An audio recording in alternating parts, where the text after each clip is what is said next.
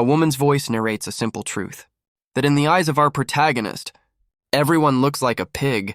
He's been diagnosed as a severe psychopath. But then a system awakened within him, granting him the god-tier class, Pig Butcher, a class with some very, very specific perks. Suddenly, seeing the world this way doesn't seem so bad. His blade is sharp and his dating life is non-existent. Which brings us to a hospital. Specifically, the psychiatry department, where a doctor tries to understand his unique condition.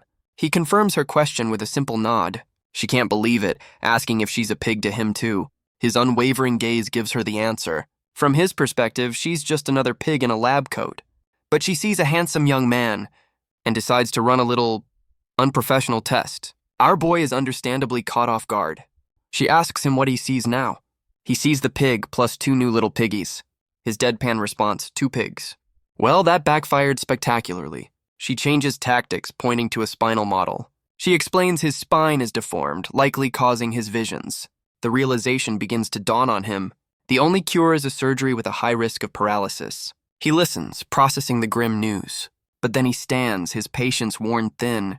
With glowing red eyes, he asks for his spine back. The doctor realizes he's serious, thinking what a waste of a handsome face. And with that, he leaves the hospital. We find him on a bus, looking utterly exhausted.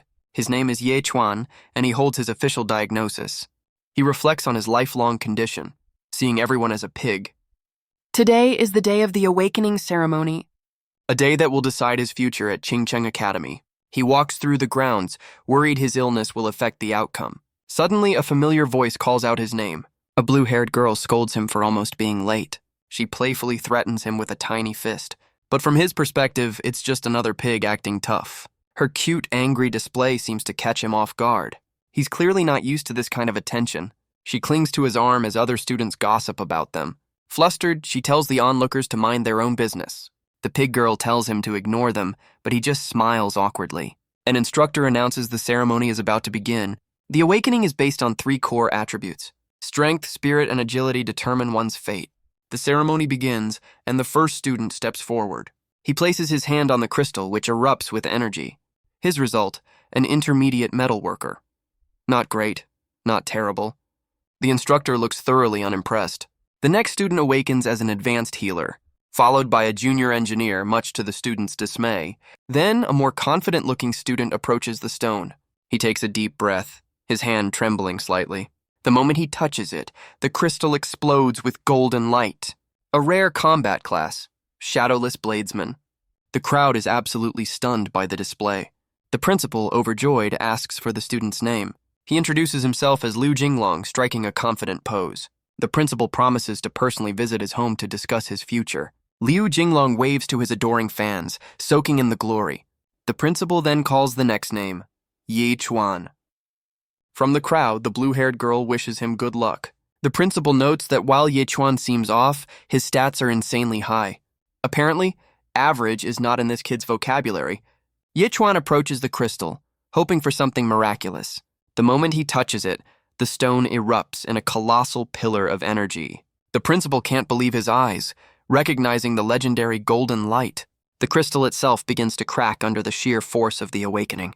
Ye Chuan stares blankly, overwhelmed by the power he's unleashed. The principal screams in excitement, confirming it's a divine tier class. But the result is revealed. A divine pig butcher, leaving him utterly baffled. The entire student body erupts into laughter at the ridiculous profession. The principal's joy instantly turns to stone-cold fury. He can't believe his first divine tier student is this. Any other divine class would have been a monumental achievement. He thinks his star student just laid a giant cosmic egg. With a sigh of utter defeat, he dismisses Ye Chuan. But our boy isn't listening, as a new window has appeared before him. It's his system, displaying his new stats and skills. He focuses on 2 talents, Swine Nemesis and Blade of Godslaying. He reads the details, seeing a 50% bonus damage against pigs. A slow, knowing smile begins to form on his face. With glowing red eyes, he realizes his condition isn't a curse, because in his world, everyone is a pig. Suddenly, a commotion breaks out in the crowd. A red-haired student summons a blade of pure energy. He screams, a system notification appears. Extra damage increased by 1%. His eyes widen in realization. It actually works. The woman lunges at him, screaming for revenge. Ye Chuan calmly stops her, reminding her of his condition. He shows her the official diagnosis: psychopath. With a glowing red eye, he asks if they have a problem. The woman freezes in terror, realizing she just picked a fight with the wrong guy. Suddenly, she's the picture of politeness, wishing him well. Having dealt with the day's drama, Ye Chuan finally arrives home. He's greeted by his parents, who seem surprisingly cheerful. Ye Chuan can only stare back, complete form, kinda. But a shadowy figure watches from the darkness. Ye Chuan's father warns the intruder to leave them in peace. The visitor is shocked that the son of Ghost Cry is a simple butcher. Suddenly, the father's eye flashes with a menacing red light. He is clearly more than he appears, and his patience is gone. The shadowy figure relents, promising his organization will leave them be. And with that, the mysterious observer vanishes into the night. The next day, Ye Chuan's training begins at the slaughterhouse. His father leads him to the heart of the operation. He explains that every great butcher needs a great knife. He tells Ye Chuan to choose his weapon. Ye Chuan considers the tools of his new trade. He reaches for one and it crackles with a strange energy. A system notification confirms his choice: the God-slaying edge. His first lesson: how to handle the blade. His first opponent: a rather angry-looking specimen.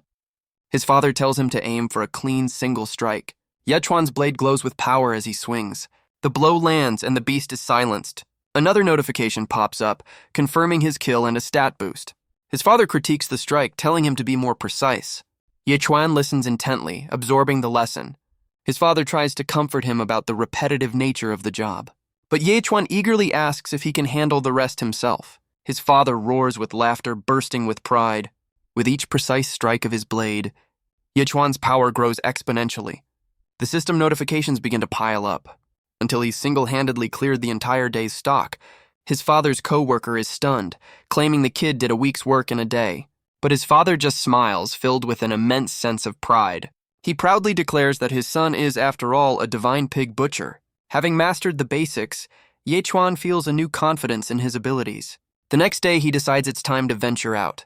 We get a glimpse of the world beyond the city walls. A world where humanity is united against monstrous threats. He heads for the borderlands, the untamed wilds just outside the city. But a guard stops him, warning him of the danger for a life-type profession. His class means he's basically a civilian out here. It's a warning Ye Chuan promptly ignores. He steps into the ominous forest, completely alone. It isn't long before he finds his first opponent. He calmly identifies the creature as a goblin.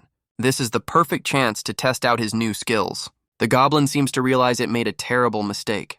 With a single fluid motion, he dispatches the monster, earning a significant stat boost. He realizes the stronger the foe, the greater the reward. But he remembers a crucial lesson.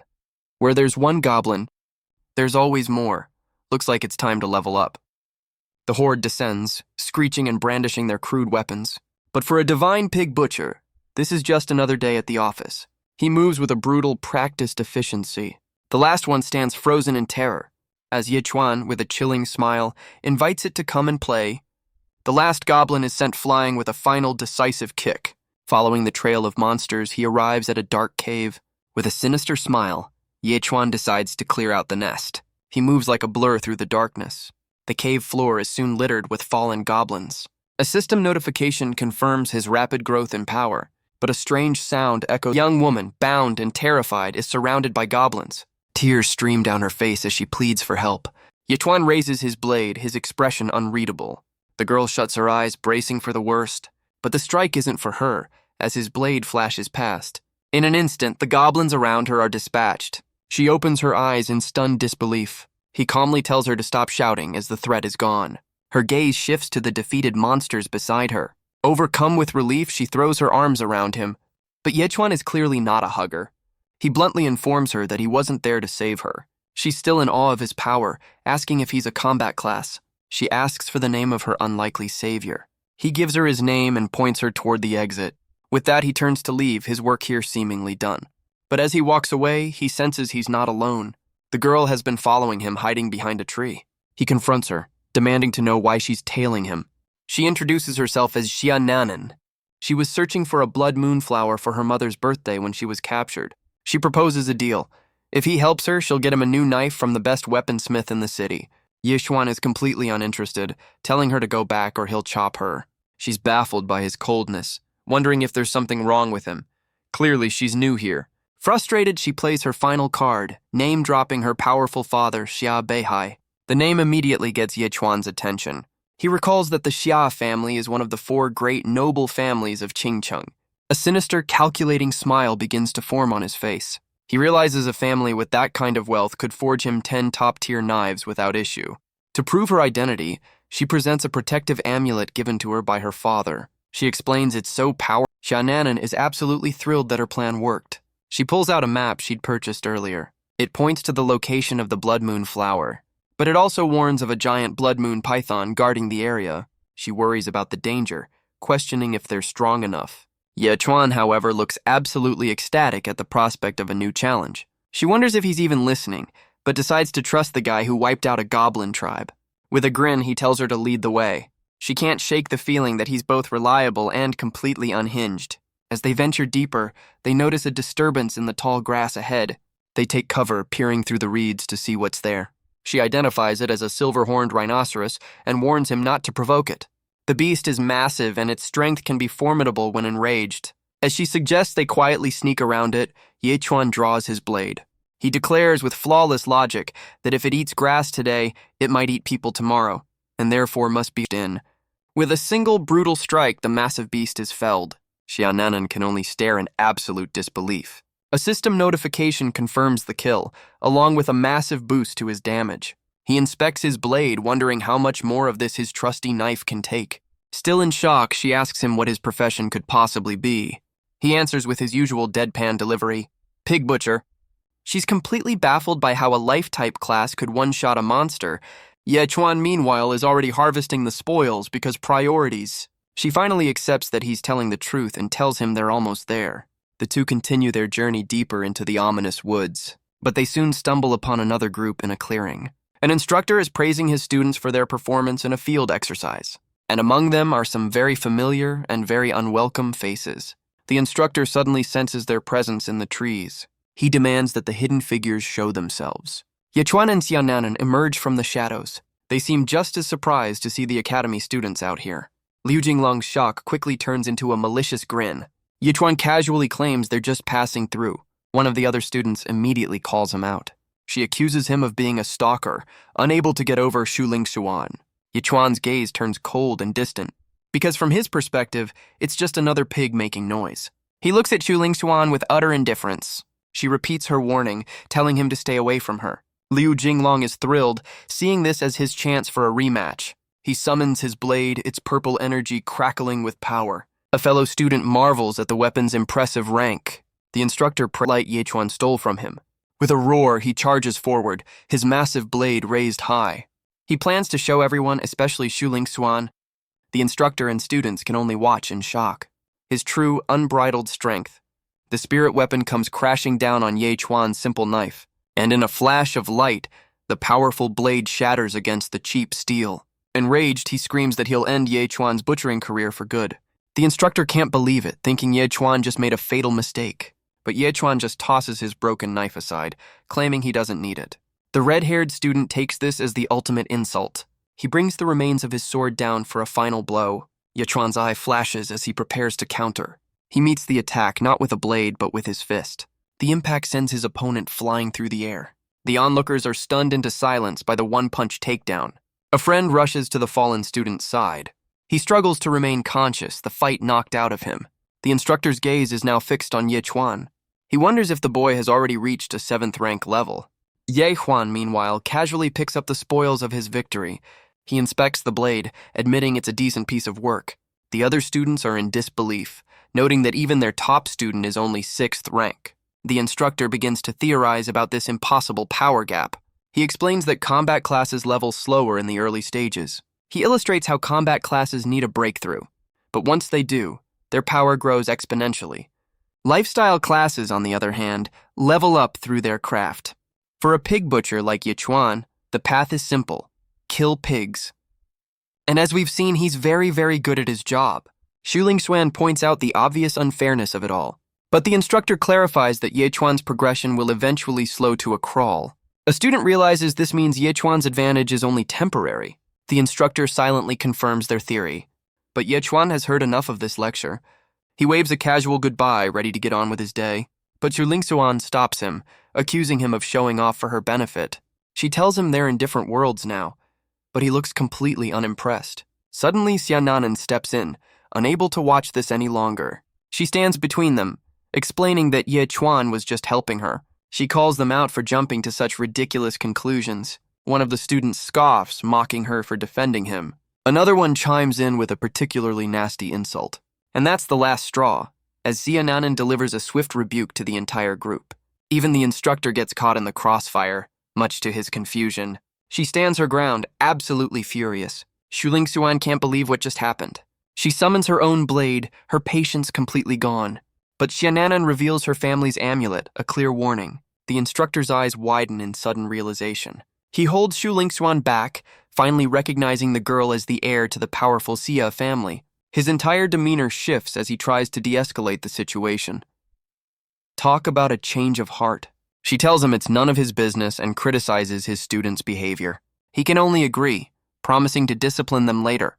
But Xiananan isn't finished, demanding an apology for Ye Chuan. Xu Lingxuan can't believe it, wondering why a noble's daughter is with him. The instructor pressures her, demanding she apologize immediately. With a forced bow, she offers a reluctant apology to Ye Chuan, but her eyes burn with hatred, silently vowing revenge. Ye Chuan, however, is already over it, telling Xiananan they should go. The defeated student begs for his weapon back. Ye Chuan tells him to come and get it himself, if he's brave enough. The red-haired student can only seethe in helpless rage. Leaving the drama behind, our duo continues their journey. Xiananan consults her map one last time. She points to a glowing crevice, confirming they've reached their destination. A system notification appears for Ye Chuan's new blade. He realizes the broken sword he took has doubled his stat gains. Suddenly, Xiananan pulls 2 small orbs from her attire. Ye Chuan is understandably confused by her storage method. She explains they're Thunderfire pearls, a powerful last resort. He tells her to wait as he goes to scout the area ahead. He finds the flowers and kneels down to carefully pick one. Xiananan joins him, overjoyed to find an even rarer version of the flower. But her celebration is cut short by a sudden, chilling realization. A monstrous shadow with glowing red eyes looms over them. Ye Chuan looks up, holding the flower, completely unfazed. He casually asks the giant serpent what it's looking at. The blood moon python glares down, its patience clearly wearing thin. With the prize in hand, Ye Chuan makes a run for it. He yells back at Xiananan to get a move on. She panics but remembers the powerful pearls she brought. As Ye Chuan leaps to safety, she hurls one of the orbs at the beast. The pearl detonates in a massive, blinding explosion. She screams his name as the shockwave sends him flying. The python reels from the sheer force of the explosion, but from the smoke its massive tail whips out and snatches the second flower from the cliffside. Ye Chuan, however, managed to secure the first one. He hands it to Xiananan, who is absolutely ecstatic. She explains this rare flower can grant eternal youth. A gift Ye Chuan thinks that his mother would surely love. He leaps away, turns its attention back to them.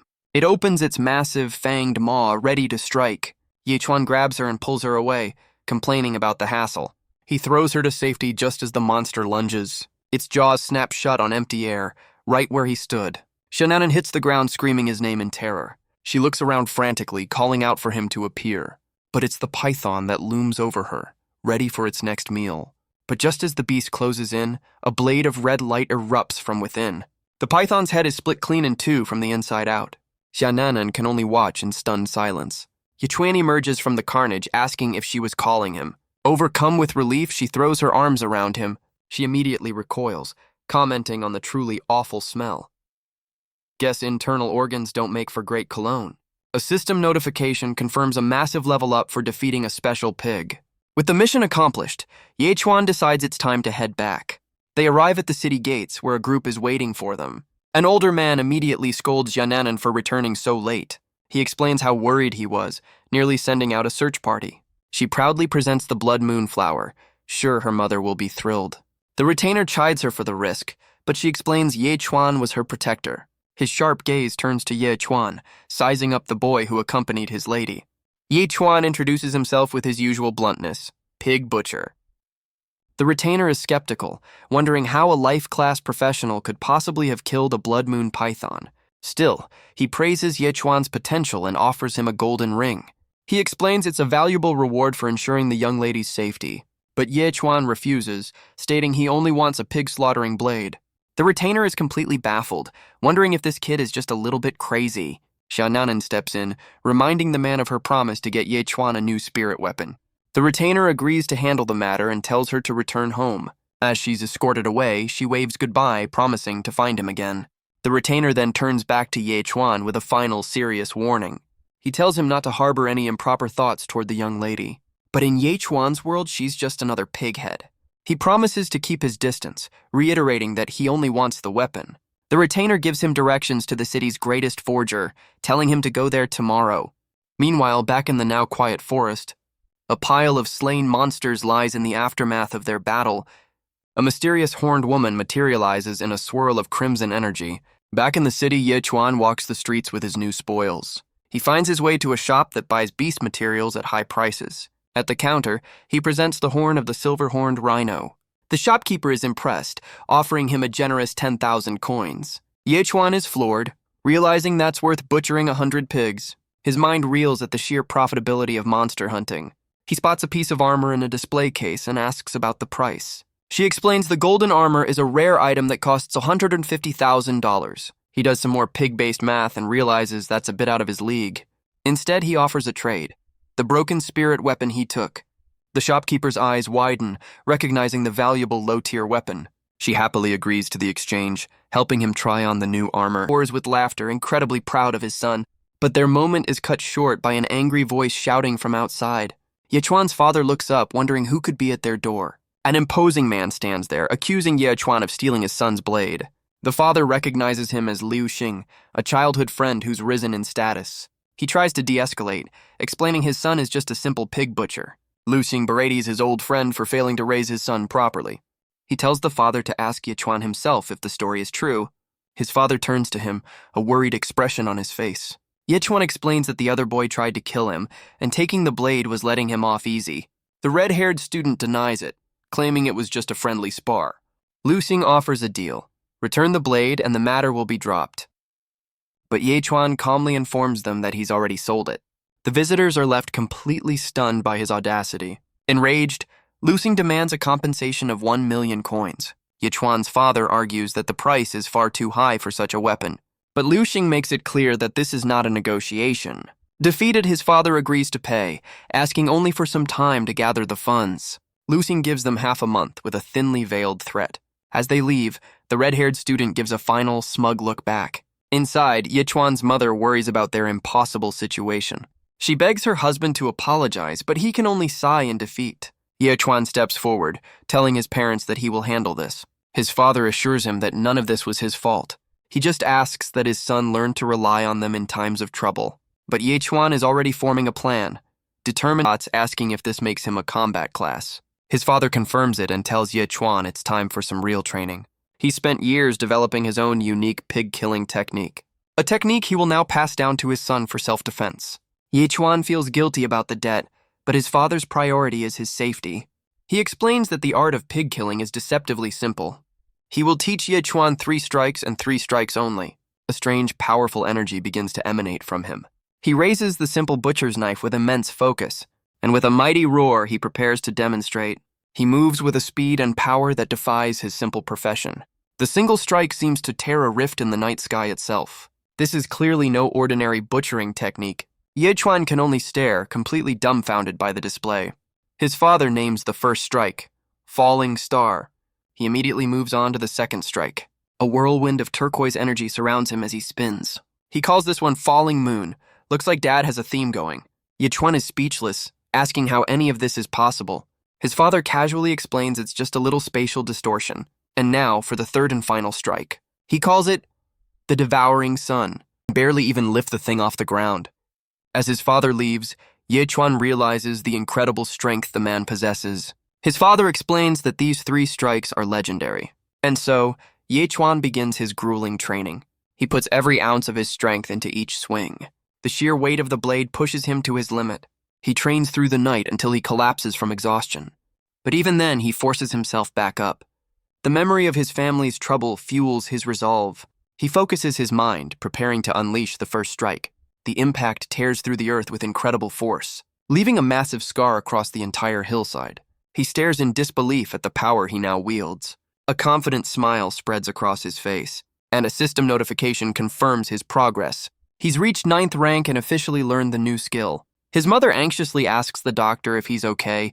The doctor explains he just fainted from overexertion. His mother is furious, blaming his father for pushing him too hard. The doctor details an impossible workout regimen, leaving his mother to wonder if he's even human. He turns from his work. He asks if the boy is Ye Chuan, who confirms his identity. The forger says he's been briefed and worked all night on the blade. He seems skeptical, having heard Ye Chuan is just a pig butcher. He presents the weapon, wondering if Ye Chuan... A flash of light erupts as he takes hold of the blade. He lifts it with ease, much to the forger's disbelief. Ye Chuan notes that it's much lighter than his father's weapon. The master forger can only sweat, stunned by the kid's strength. Ye Chuan inspects the blade, asking for its name. The forger explains it has no name, and that Ye Chuan must bestow one upon it. Impressed by the quality, he decides to call it Dragon Slayer. Originality is clearly not his strong suit. The forger is left speechless by the incredibly cliché name. With his new knife in hand, Ye Chuan decides it's time to hunt for cash. He knows he needs to get stronger to deal with Liu Xing. As he walks, he overhears panicked citizens discussing recent events. They speak of strange creatures and aggressive beasts attacking people. But for Ye Chuan, this is just good news for business. He heads back into the dangerous forest. Stepping into the wilds, he prepares for the hunt. His heightened senses pick up on a nearby presence. He turns his gaze toward the disturbance in the trees. Suddenly, a sword comes flying right at him. He dodges the incoming blade with practiced ease. 3 figures emerge from the trees to block his path. Their leader scoffs, assuming the dodge was pure luck. Another accuses him of trying to abandon his parents and flee. They reveal they were sent by Liu Xing to bring him back in pieces. Ye Chuan summons his father's heavy butcher knife. A system notification confirms its powerful stat-boosting ability. He realizes this new blade triples his attribute gains per kill.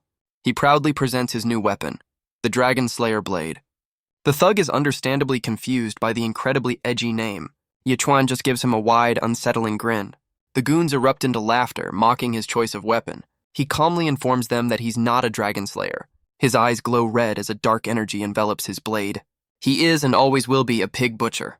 The laughter dies in their throats as the mood shifts dramatically. In a flash, he appears right in front of the first thug. A single clean strike is all it takes. The man's face freezes in a mask of pure shock. The system confirms the kill of a 2-legged pig.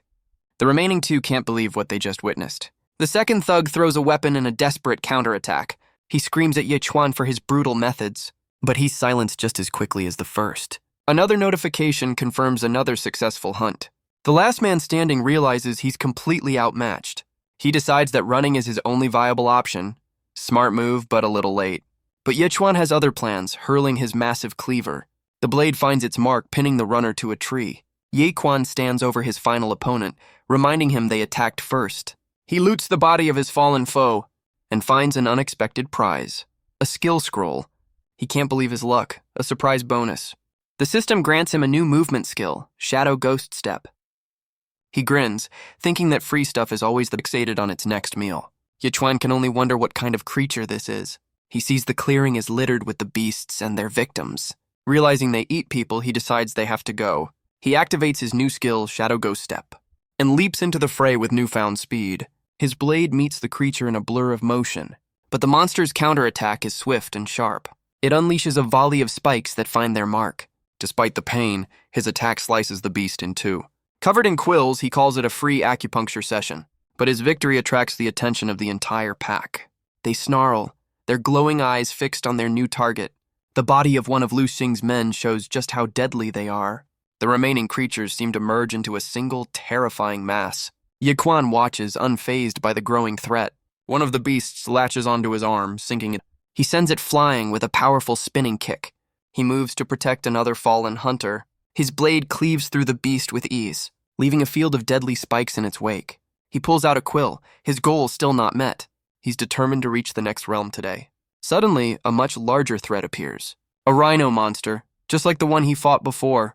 He remembers his own words. It might eat people tomorrow. Looks like tomorrow came a little early. He meets its charge with a powerful kick. The beast's head tumbles to the ground. But as he looks at the body, it begins to rise, held by an unseen force. He wonders if he stumbled into a zombie movie. A massive hand reaches for the golden horn. He leaps into a nearby cave, ready for a fight, but finds himself surrounded by webbed-up victims. A massive 8-eyed spider looms from above. Its massive leg comes crashing down. He dodges just in time. His gaze is fixed on the creature, specifically on its golden legs. He realizes this rich spider has gold-plated legs, and suddenly his priorities have shifted dramatically. He charges forward, ready to claim his prize. His blade meets the golden leg with a clang. The spider retaliates with a ball of venom.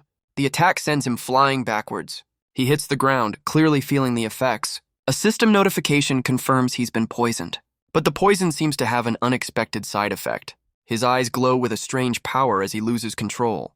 He turns to face the spider, no longer himself. He meets its golden legs with a flurry of strikes, parrying each blow with inhuman speed and precision. He takes a direct hit but doesn't even flinch. Yichuan grabs a strand of its own web and prepares to deliver the final blow. He brings his blade down with devastating force.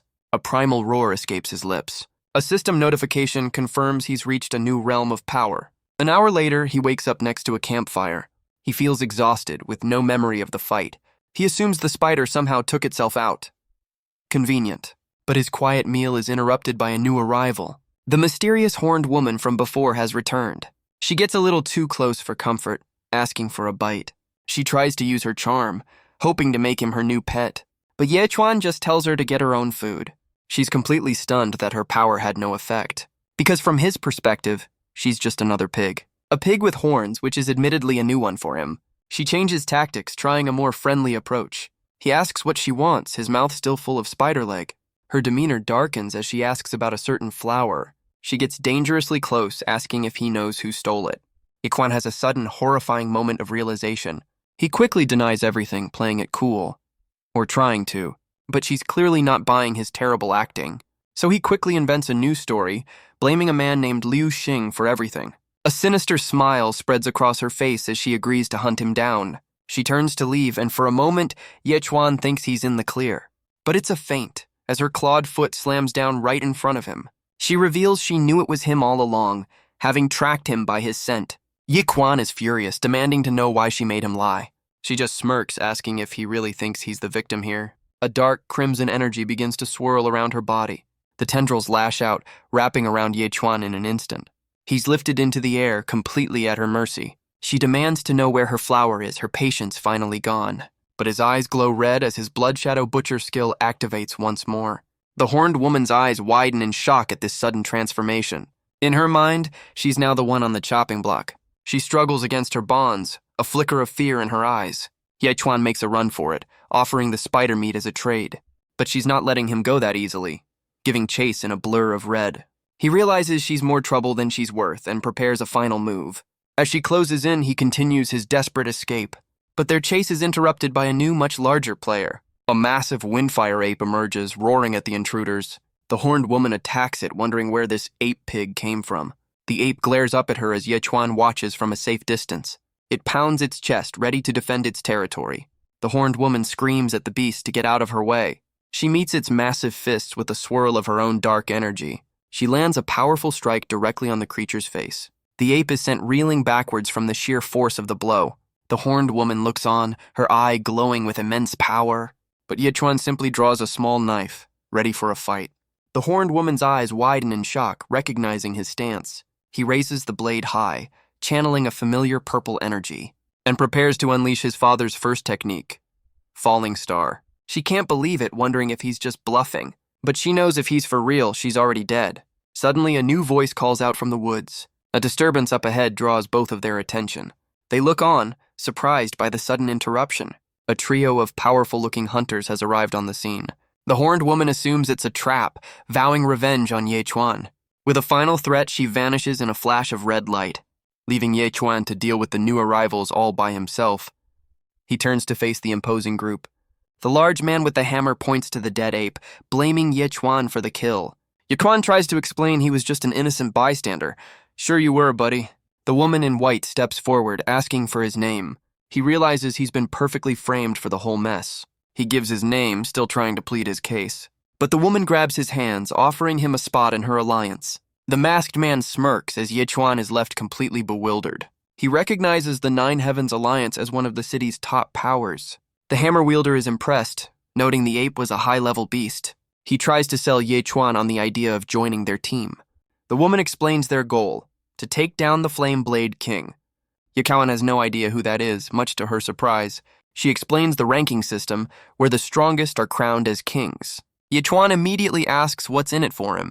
The masked man explains that defeating a king lets you inherit their power and title, but he warns that it's not a challenge just anyone can take on. Ye Chuan realizes this is a one-step ascension to the top, and with that, he agrees to join the Nine Heavens Alliance. The woman is overjoyed seeing victory within their grasp, but the masked man seems less than impressed by the new recruit.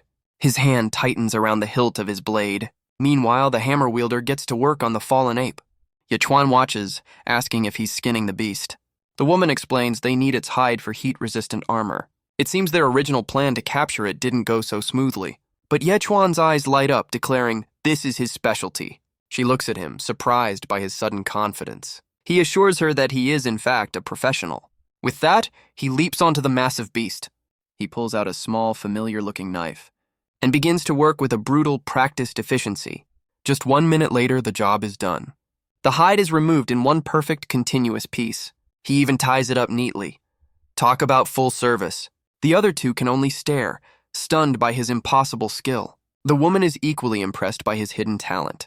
With their prize secured, the team is finally ready to move out. The man confirms they can now forge the armor and claim their prize, but their path is suddenly blocked by new arrivals. She watches as 3 imposing figures emerge from the trees. Their leader is a scarred man with a cold, calculating gaze. They immediately recognize their rivals, the Thunder Lion Alliance. The rival leader demands they hand over the ape hide. She realizes they've been lying in wait for them all along. He draws his own blades, making his intentions perfectly clear. The hammer wielder roars, ready to defend their prize. The masked man suggests he take the hide and get reinforcements. The massive prize is tossed into the air, but Ye Chuan intercepts it, clinging to the bag. The masked man screams at him to hand it over. Ye Chuan calmly explains that since he skinned it, he'll be holding it. The woman in white calls out the man's name, Jia Wan. The rival leader smirks, enjoying the internal conflict. The woman can't believe Jia Wan's only concern is the ape hide. Her eyes glow with fury as she accuses him of betrayal. He deflects, pointing the finger at the new guy, Ye Chuan. He claims Ye Chuan doesn't even look like a traitor.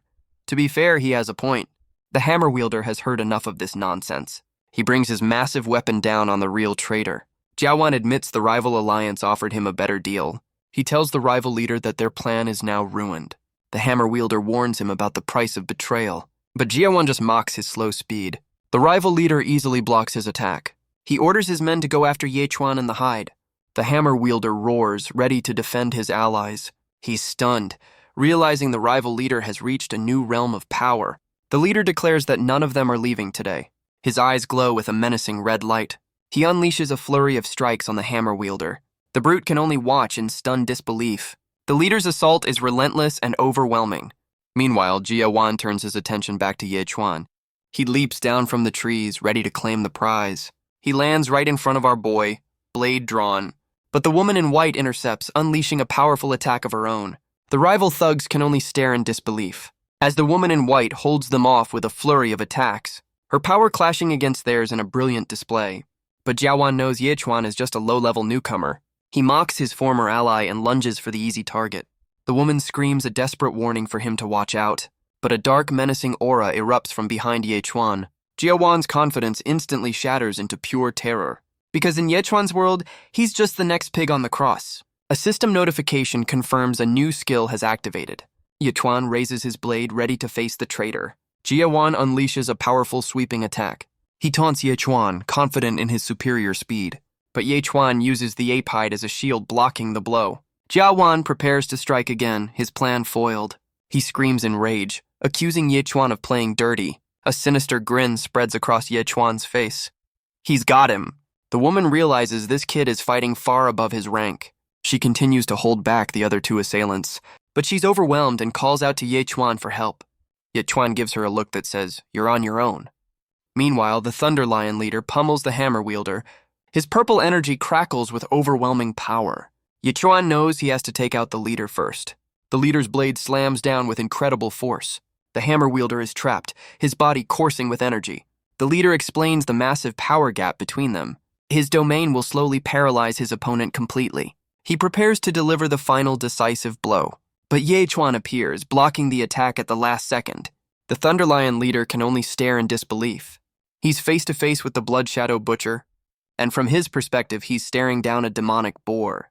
The sheer pressure is enough to make him sweat. Yechuan's blade holds firm against the powerful attack. The leader can't understand how a low-level kid is affecting his domain.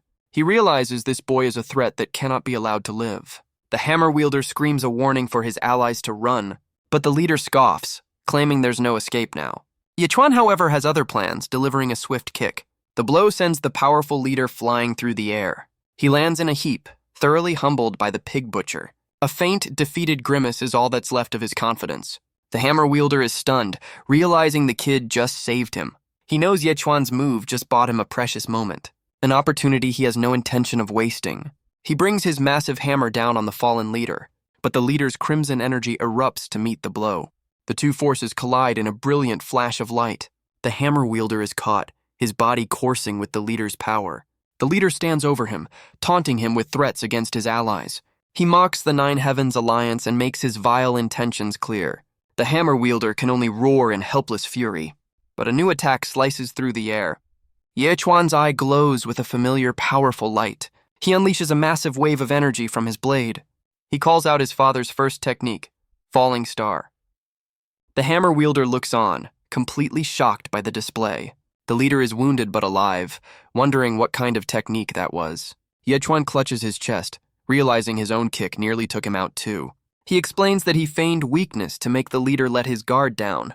The hammer wielder realizes the kid's combat sense is on another level. The Thunderlion leader vows revenge, deciding not to linger against such an expert. With a final threat, he vanishes in a streak of crimson lightning. The hammer wielder can't believe their powerful foe just ran away. He turns to Yechuan, calling out to the boy who saved him. But the fight has taken its toll, and Yechuan collapses from exhaustion. The woman in white arrives, asking if her two allies are all right. The hammer wielder praises her for recruiting Yechuan, who saved him at the critical moment. He grabs our boy, declaring he owes him his life and promising a grand reward. The woman scolds him for trying to teach Yechuan his bad habits. She wonders how a low-level kid managed to defeat an enemy that even her strongest ally couldn't handle. Their attention then turns to the traitor, Jia Wan, still lying on the ground. Their eyes glow with menace as they stand over their former comrade. Jia Wan looks up, his face a mask of pure terror. He begs for mercy, blaming his family's needs for his betrayal. The hammer wielder makes a chilling promise to take care of his family for him. Jia Wan can only scream as he realizes his fate is sealed. The hammer comes down, delivering a swift and final justice. With the battle over, the hammer wielder worries about a potential ambush on the way home. But the woman reassures him, having already called for reinforcements. She presents a box with 2 high-grade recovery pills for her allies. Yechuan is stunned, realizing each pill is worth a small fortune. They both take the medicine, their strength quickly returning. But Yechuan suddenly has an idea, testing his newfound energy with a kick. He turns to the woman, asking if she can use her sonic attack on him. She's baffled, asking if he wants her to attack him just so he can train. He explains that his shadow skill can only be improved through constant practice. He knows it's his only movement technique and needs to level it up fast. She agrees, but warns him that her power is far greater than his, and he could get hurt. He plants his feet, ready for the challenge. She asks if he's prepared, a confident smile on her face. The hammer wielder watches, eager to gauge the kid's true potential. She summons her instrument, her eyes glowing with power. With a single pluck of the strings, she unleashes a wave of energy. The sonic blast slams into Yechuan, but he activates his nether shadow sweep. He moves through the attack, leaving a trail of shadows. He yells for her to bring more, his resolve unbroken. She's stunned that a low-level warrior can withstand her specialty, so she unleashes a relentless barrage of sonic blades. Yechuan is tossed about, dodging each wave with incredible speed. She pulls the strings taut, preparing an even stronger attack. The waves of energy intensify, closing in on him. The hammer wielder worries she's taking this a little too seriously, but Yechuan's eyes burn with a crimson light. He begins to count each attack he dodges. His allies can only stare in disbelief at his focus.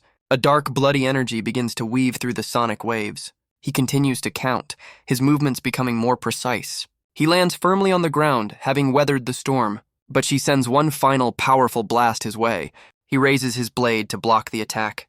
The force of the blow pushes him to his limit. He digs his heels in, refusing to be moved. He stands firm against the overwhelming power. A wide, triumphant grin spreads across his face. A system notification confirms his skill has leveled up.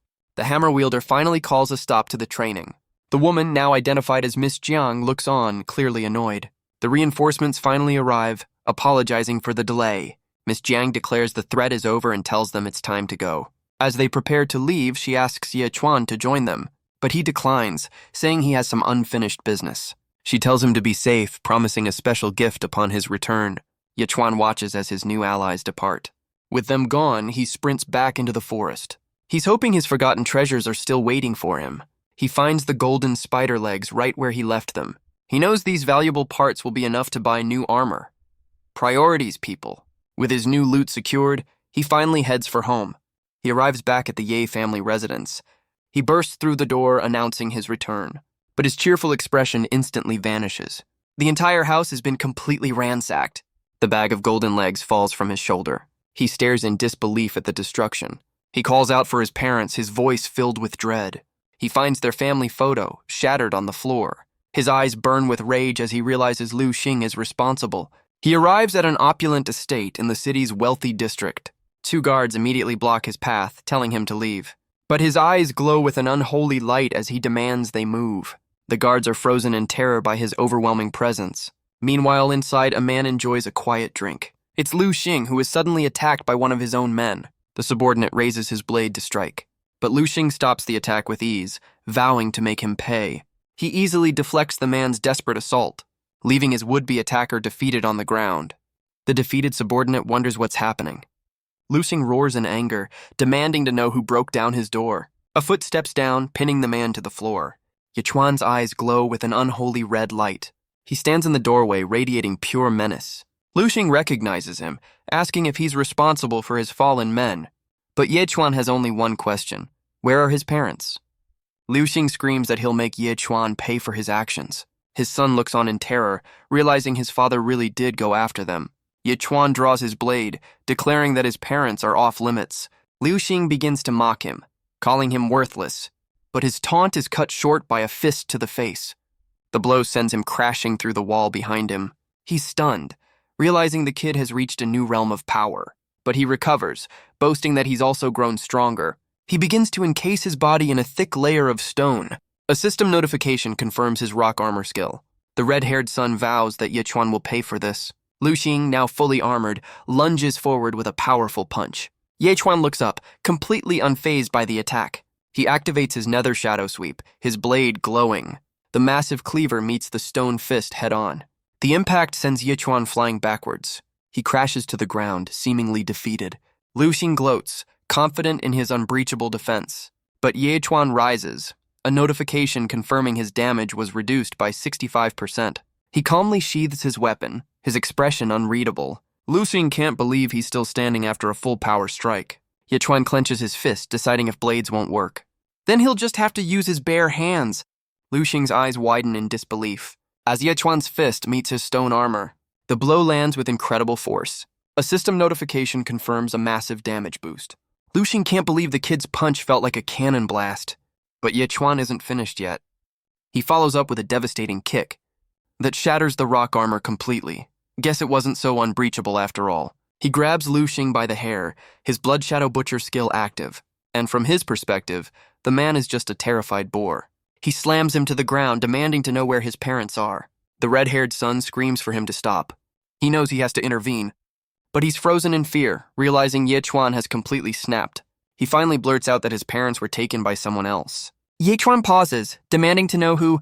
The son explains he went to their house yesterday and saw 3 mysterious figures in black robes.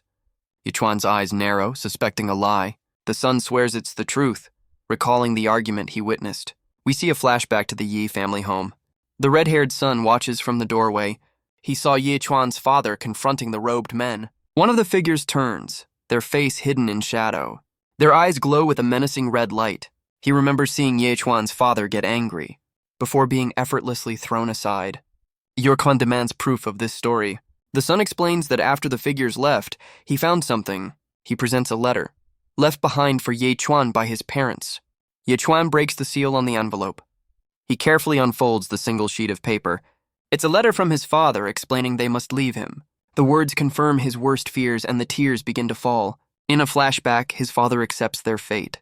He vows to lay the path for his son's journey to greatness. Or, if his son chooses a simple life, he will carry the burden instead. He promises they will be reunited when Yechuan is strong enough. With a final look, they leave the letter for him to find. The flashback ends, leaving Yechuan alone with the truth. His grief quickly hardens into cold, unwavering resolve. Lu Xing's son can only watch as the boy leaves. He rushes to his father's side, vowing to avenge him. But Lu Xing knows his son stands no chance. He promises that he will be the one to settle the score. Looks like someone's ego is as bruised as his face. He reaches for his phone, ready to call in a favor. He dials a contact simply labeled cousin. The man on the other end seems to be enjoying his evening. He listens as Lu Xing explains that someone nearly ended him. He can't believe anyone in the city would be so bold. The name Yechuan seems to ring a bell. He repeats the name, a flicker of recognition in his eyes. With a sinister grin, he agrees to settle all their debts at once. Meanwhile, Yechuan clutches the broken frame of his family photo. He holds a lock of his mother's hair, and with his spoils on his shoulder, he sets out. He makes a silent vow that he will find them no matter what. He knows the men who took them are on another level of power. His only hope now is to rely on the Nine Heavens Alliance, and so he heads for their headquarters. With his mission clear, Yechuan makes a stop at a familiar place. The Master Forger asks how his new blade is holding up. Yechuan gives a simple affirmative nod, but the forger's eyes are drawn to the loot on his back. Yechuan looks back, wondering what has him so excited. The forger's jaw drops in utter disbelief. He recognizes the priceless legs of a golden venom spider. Yechuan, however, seems completely clueless. The forger is ecstatic, offering to enchant his blade with the rare material. Our boy is intrigued, asking how the process works. The master explains he can extract either the gold or poison attribute. Yechuan asks why he can't just have both. Greed is good, I guess. The forger scoffs, explaining that's not how it works. He offers a choice, and Yechuan picks gold for its resale value. Priorities. The forger seems impressed by the kid's practical thinking. He drops the golden legs into the crucible and begins the process of melting them down. The molten gold is poured over the Dragon Slayer blade. He hammers the weapon, infusing it with a new power. A short time later, the work is finally complete. The newly enchanted blade hangs, glowing with a golden pattern. The forger hands it back, explaining he did it for free. Yechuan takes the weapon, noting its new, heavier weight. He asks the master what the enchantment actually does. The forger explains it likely triggers on critical hits. Yechuan realizes this is a perfect match for his system's talents. He grips the hilt, feeling the power coursing through the steel. He decides to give his new toy a test swing, but the enchantment doesn't seem to activate just yet. He focuses his energy, and the blade begins to glow intensely. A system notification confirms the new enchantment. Every 10th swing will now deal double damage. Yechuan thanks the master forger, promising to return the favor one day. The forger watches him leave, hoping he's done enough for his old friend's son. With his new weapon in hand, Yechuan finally arrives at the Nine Heavens Alliance headquarters, but his path is blocked by a familiar, long-haired figure. The man asks Yechuan what he's doing here. It's the principal from his academy, looking just as unimpressed as ever. He explains he's here to recommend his top students to the Alliance. Yechuan listens, his expression unreadable. The principal smugly adds that Yechuan isn't on the list, being a simple life class. He then complains that none of his students were accepted, not even Shu Lingshuan. He turns back to Yechuan, demanding to know why he's here. Yechuan deadpans that he's just here for some weighted mountain climbing. The principal offers some unsolicited advice about his growth plateauing. He tells him to give up the combat path and stick to his day job. Yechuan sarcastically agrees, promising to get right on that. But as he walks away, the principal senses a shift in his aura. He calls out, asking what realm Yechuan has reached. Without turning, Yechuan casually informs him he's at the first-rank climbing pond realm. The principal's jaw hits the floor in absolute disbelief. He can't comprehend how the boy advanced so far in just a few days. He realizes the aura is real, far surpassing his star pupil, Shu Lingshuan. By his math, Yechuan would have had to kill an impossible number of pigs to get this strong. Yechuan turns, asking if they're done here. The principal's entire demeanor changes as he begs Yechuan to join the college entrance tournament. Yechuan is confused, thinking it's only for combat elites. The principal confirms it is, and that his original picks were Liu Jinglong and Shu Lingshuan, but he explains that Liu Jinglong is out of commission after a recent incident. And while Shu Lingshuan is strong, The competition is based on team points. Without another top-tier fighter, the school's reputation is on the line.